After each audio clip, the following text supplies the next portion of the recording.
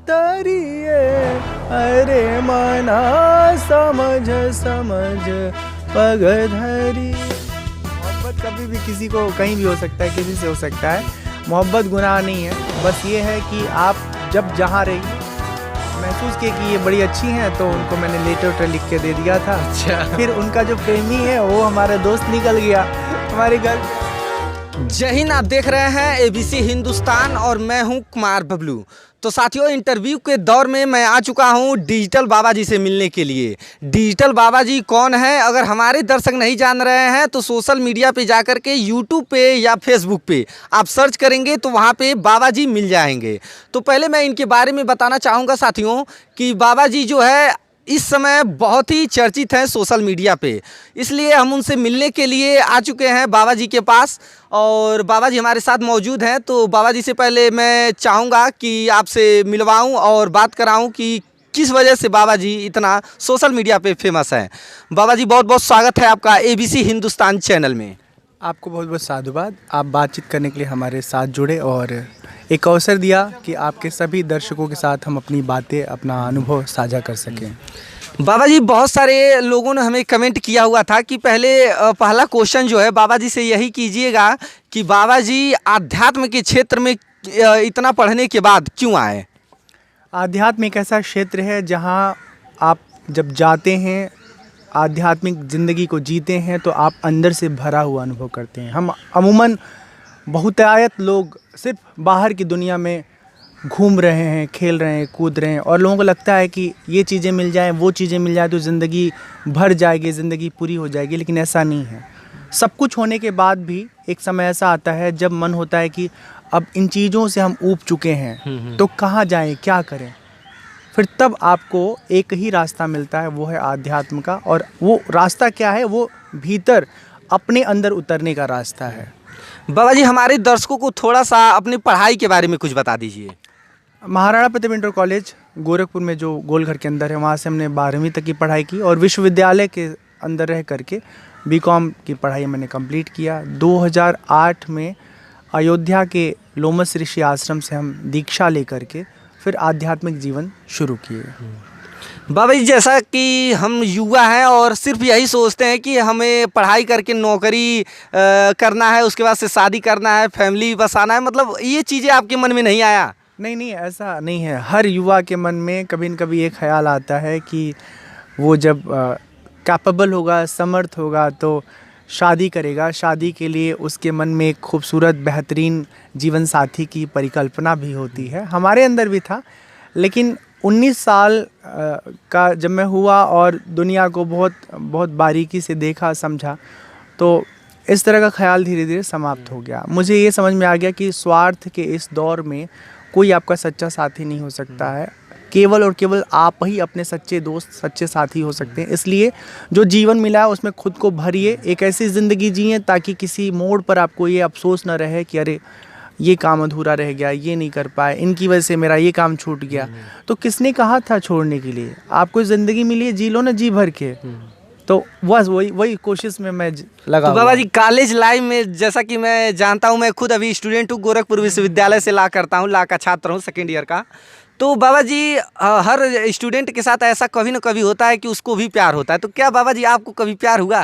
नहीं, प्रेम की तलाश थी जैसे सबको हो रहती है, पर हमको प्रेम करने वाला कोई साथी मिला नहीं, टकराया नहीं कभी। और लड़कपन में जब प्रेम की समझ भी नहीं होती है तो फिर उड़ते उड़ते कहीं कहीं निशाना लग भी जाता है, ठीक है। तो उन निशानों का कोई मतलब नहीं होता है। जो आप समझदारी के बाद आप इमोशनली कहीं किसी के साथ जुड़ते हैं, किसी के साथ आपका लगाव होता है, वो एक अलग लगाव होता है।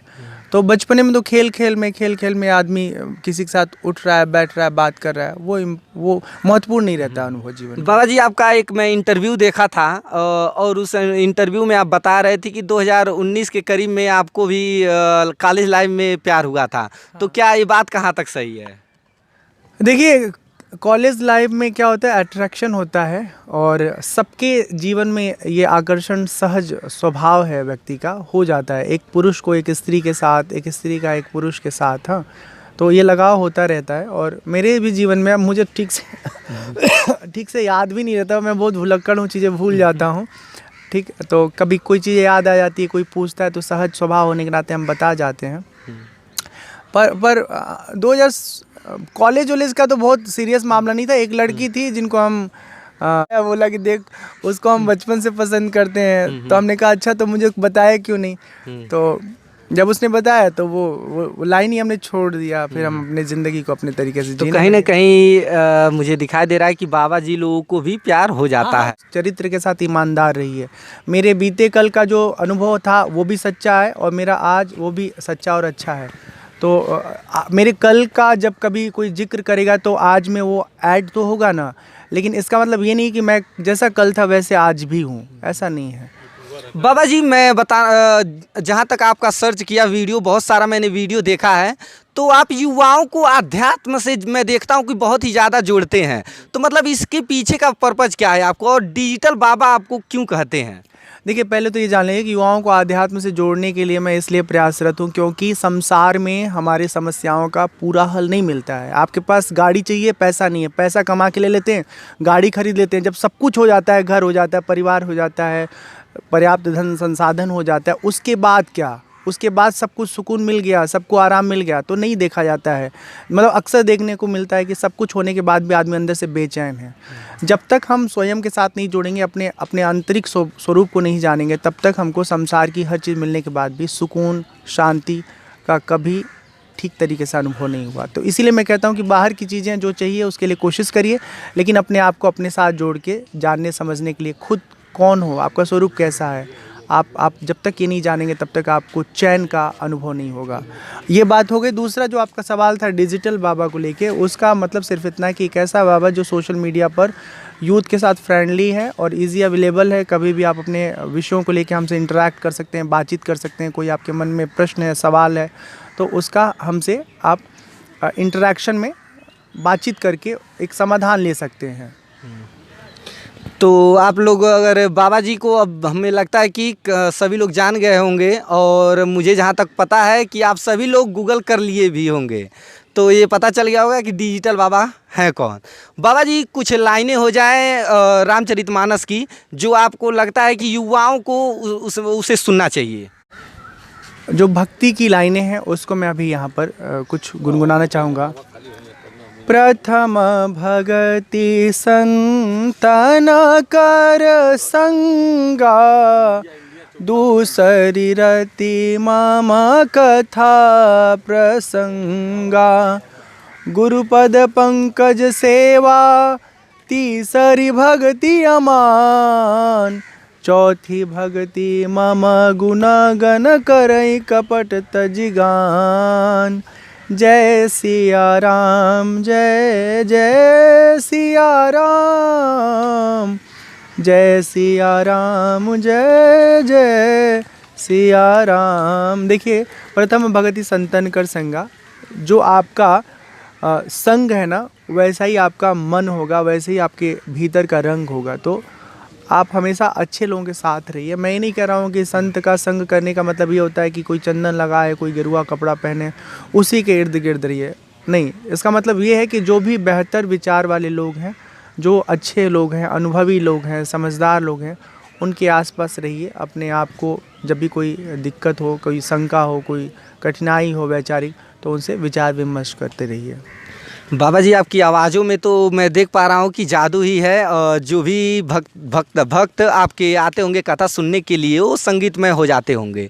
तो बाबा जी एक भजन जो काफ़ी आपका चर्चित था, उसे मैं सुनना चाहूँगा और हमारे दर्शक भी सुनना चाहूँगा। अरे मना समझ समझ पग धरिए, अरे मन इस जग में नहीं अपना कोई, परछाई से डरिए, अरे मन समझ समझ पग धरिए।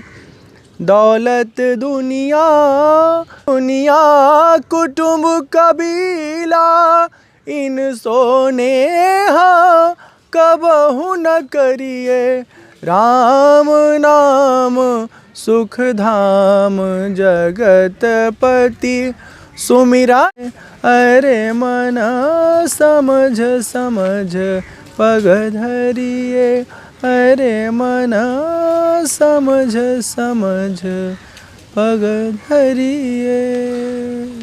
बाबा जी मैं तो आपकी आवाज़ का मुरीन हो गया हूँ और इसी के साथ मैं कहना चाहूँगा साथियों कि बाबा जी जो है निःशुल्क भाव से कथा करते हैं।